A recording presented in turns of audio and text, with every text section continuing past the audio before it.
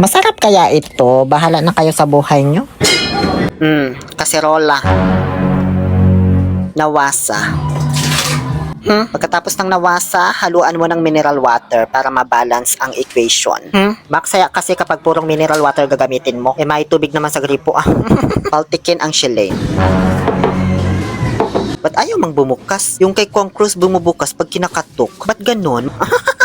Charot. Kunin ang panutya at frozen na kinayod na niyog. Kahapon ko pa kasi ito iluluto dapat. Nagkamali ako sa time management. Kaya, frozen ko muna sa ref para hindi masira. Pwede naman yun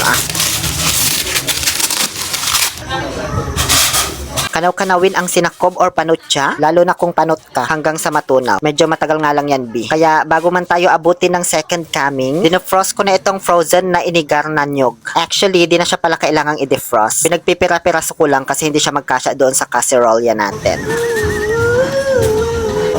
Okay na yan, maghihiwa-hiwalay naman na yan kapag nainitan na. Ang tagal mang matunaw nito, oy. Maglagyan ng Nutella granules, also known as sugar daddy, kasi hindi sapat yung tamis ng ating sinakob. Tira-tira na lang kasi yan, doon sa mga previous kong ginawa na lutong malagkit.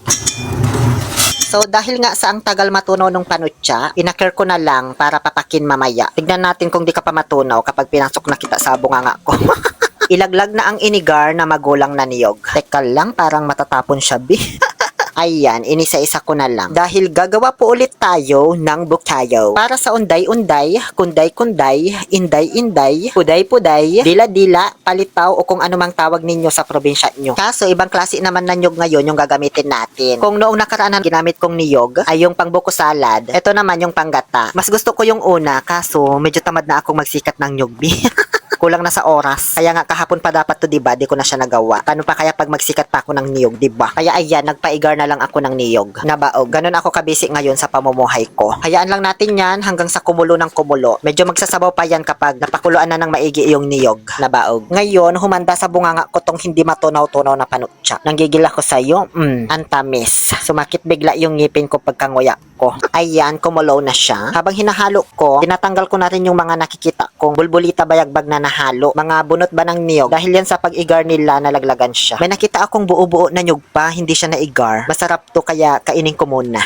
Mahilig kasi ako pag may mga buo-buo. Sumakit talaga ngipin ko dahil dun sa panutya. Oy, ano ba yan? After ko pakuluan ng almost 20 years, pwede na to, B. Hindi na to mapapanis. Medyo kulang lang sa brown sugar. Pero carry na yan kasi titimplahan ko pa naman ulit pag gagamitin ko na. Kasi sa ngayon, ilalagay ko muna siya sa baunan at iimbakin muna sa ref. Hindi pa kasi ako gagawa ngayon ng unday-unday dahil hindi po natuloy yung lakad ko. Yes, kaya ako gumawa nito kasi magkikita sana kami kinahapunan nito nung kumari kong expired. Request niya na lutuan ko daw siya ng unday-unday. Kaso na-cancel kasi sumama daw pakiramdam niya. Get well soon na lang sa kumari kong expired. See you soon. Kinabukasan, hindi pa kami magkikita. Kailangan magaling agad yung tao. Gusto ko lang kasing may kahinat na naman yung niluto kong bukayo kahapon. Tapos pang merienda na rin namin. Kaya ayan, nagbuhos na ako ng 500 grams ng glutinous rice flour doon sa plangganang pakanan niya aso. Di ko man kasi mahanap yung stainless namin na planggana. Kaya yung kainan na lang ng aso ginamit ko. Tanungin kita. Siyempre, manugang ko na. Manugang ko. Manugang ko. Ano mo sabihin mo na ito? Itong tayo na ito'y bayad ha. Tanungin kita. Siyempre, manugang ko na. Manugang ko. Ano ba yan? Di tuloy ako makapag-concentrate. May mga nag-aaway kasi sa labas.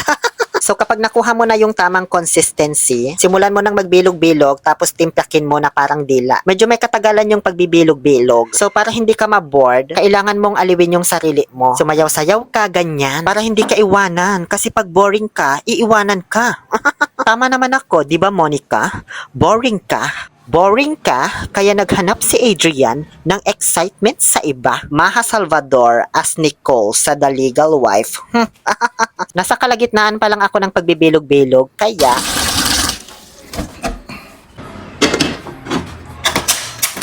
nagpakulo na ako ng tubig para sakto pagkatapos kong tipayin lahat ng ito at bilog-bilogin, kumukulo na yung tubig natin. Ayan di ba? Di nakatipid tayo ng oras. Ngayon, ilalaglag na natin pa isa-isa. Dahan-dahan lang at huwag masyadong mataas, baka matalsikan ka. Mainit pa naman yan.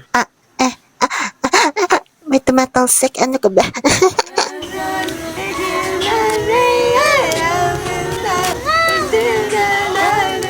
Block, block, block, block, block, block, block, block. Ayan, lumutang na silang lahat. Pero wag mo munang hahanguin. Hayaan mo muna dyan for at least 2 minutes. Para sure ball na luto talaga hanggang sa ilalim. At ayan, kung makikita ninyo, medyo umalukaka na siya, diba? Parang nag-expand ng konti yung mga binilog-bilog natin na glutinous rice flour. So, pwede na yan. Isunod na rin agad-agad yung second batch of housemates.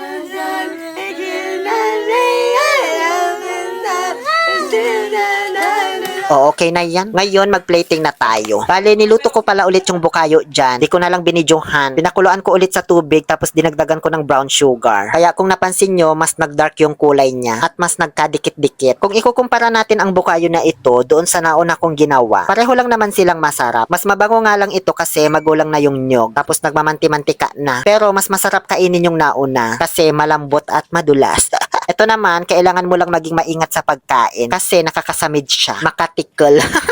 Yun lamang po. Muli, ito po ang inyong Happy Pill Oliver Castro na nagsasabing, no to toxicity, let's make people happy. Tara, kain tayo.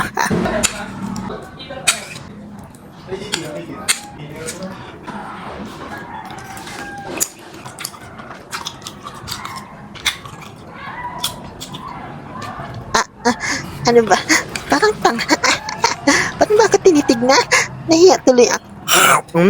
Sarap. Isa pa. Parang ano ba? Ba't pa ginagawa yan? Nahiya tuloy ako. Sige na nga, bye.